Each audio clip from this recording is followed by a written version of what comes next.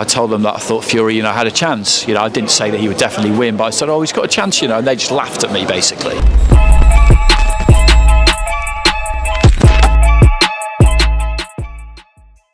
This is Jonathan Agger, fifth Pro Boxing Fans, joined by Andy Clarke, main commentator at Sky Sports. Andy, how's things? Yeah, very well, thanks. You? Yeah, very well, thanks. Let's obviously just start there for a minute. Obviously, in the past you were the lead commentator at times, but Adam Smith did a lot. How much are you enjoying the role as completely lead commentator at Sky? Oh, it's great. It's what I've always wanted to do. You have to be patient, things take time. It can get frustrating whilst you're waiting for things to hopefully fall into place, but yeah, I'm doing what I've always wanted to do, basically, and I don't ever take it for granted, because you never know what might happen. So you just need to enjoy every single show when you get the chance to. You would have covered a lot of great Welsh talent over the years. Where does Lauren Price rank in terms of Welsh fighters you've watched? I think, she's got a special place because obviously she won the Olympic gold medal, and she could be their first female world champion, and I think that does make her unique, basically. I think there's been 13, 14 male world champions from Wales, some tremendous fighters. Joe Calzaghe's the standout of recent times, but Enzo Macronelli's here today, for example. He was terrific to watch. We've got Joe Cordina at the moment as well, but I think there is a special place for Lauren Price. If she can get it done, it's a hard fight. It really is a hard fight, but she's used to the pressure, she's used to the expectation. But people absolutely will expect her to win, because I think she's capable of pulling in a kind of wider sporting audience, or just a general audience in Wales that not that many people probably are, and they will all expect her to win. They'll feel like it's a given because they know her, and they don't know who Jessica McCaskill is, because if you don't follow boxing, with all respect, you wouldn't. So that kind of pressure that's a real thing, but we'll see what happens on Saturday. Yeah, I think the question marks over how much does McCaskill have left, and is this too early for Lauren? What do you think on both of those? I think McCaskill's got plenty left. She hasn't had that many fights. Some of them have been pretty tough, but she keeps herself in excellent condition. I remember first speaking to her before she boxed Katie Taylor. I've seen her a few times since then, had a chat with her today, and she just does everything right. She does everything right, and I think she is still more than capable of going really, really hard for the full 20 minutes. She was, formerly undisputed champion, so she is the number one in that division, even though she's now got one belt rather than four. You have to put her at number one because she never lost any of those belts. And as for whether it's too soon for Price, I think this is exactly the right fight at the right point for her. It's a hard fight, but it's a really, really meaningful win if she can get it. It's the challenge really is, can you... She's the better technical fighter of the two, but can you make that count? Can you show that in the kind of blizzard that McCaskill is going to bring your way?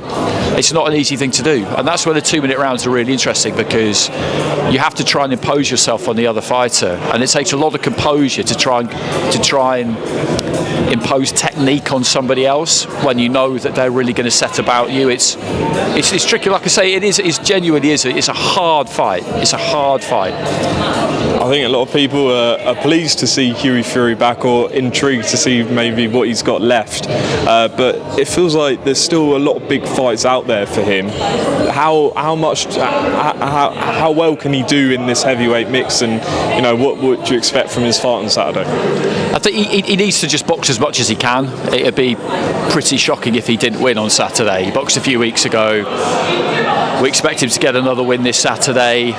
You want to look as good as you possibly can, but I think they'll want to get him back out 2-3 more times this year maybe, and then maybe next year I think will be the year they'll really look to try and reignite the career at a good level. And let's say Fabio Wardley and Fraser Clarke rematch, then him fighting the winner of that, that would be, I know he's won a British title before, but that would be re-entry at a really good level in a big fight, because he's only lost to the likes of Povetkin and Kubrat Pulev and Joseph Parker, and he's never looked out of his depth in any of those fights.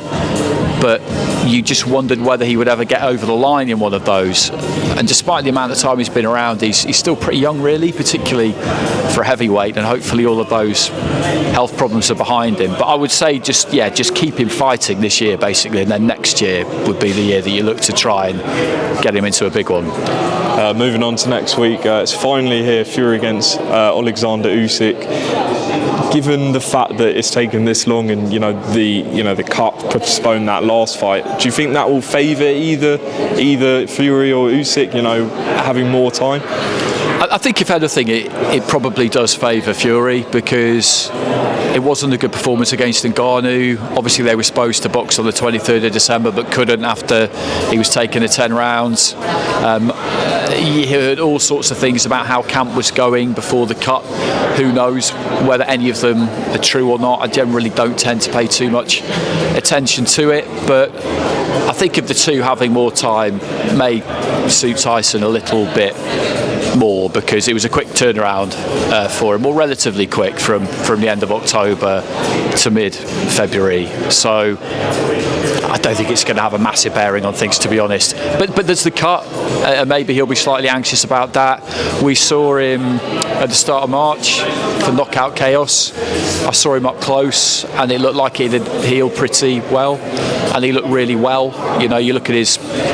He's always going to be carrying a bit of spare weight. He's never going to be body beautiful. But you looked at his face and kind of like his skin and his eyes, and he just looked really good. I thought he looked like he trained. He was already training well. So I don't think it makes too much of a difference. Is this the toughest fight of his career, especially at this stage of his career? Yeah, I think it is. Because actually, that's a good question. Klitschko, that was a massive ask. So it's a different kind of challenge, isn't it? Because Klitschko was undefeated for such a long time. No one outside of the UK gave him any chance in that fight. I remember being at a fight in Germany a few weeks beforehand, and somebody asking me about Fury, and I told them that I thought Fury, had a chance. I didn't say that he would definitely win, but I said, he's got a chance, and they just laughed at me, basically. They literally laughed at me. I remember we were sitting in an airport terminal, and I was a bit kind of taken aback by it, but so that was a huge win and a big upset. But I think that the weight of this on your shoulders when you're going for this kind of prize, when you've been in the sport your entire life and you're up against someone who is as good as Usyk, I don't think pressure-wise it gets any bigger or more intense than this. I don't think it's ever going to mean more than this. I know they've got the rematch clause, so if you don't manage to get it done this time, then you do have another opportunity, but they'll both be absolutely desperate to get the win in the first fight. And just finally, where in your opinion is the fight won and lost?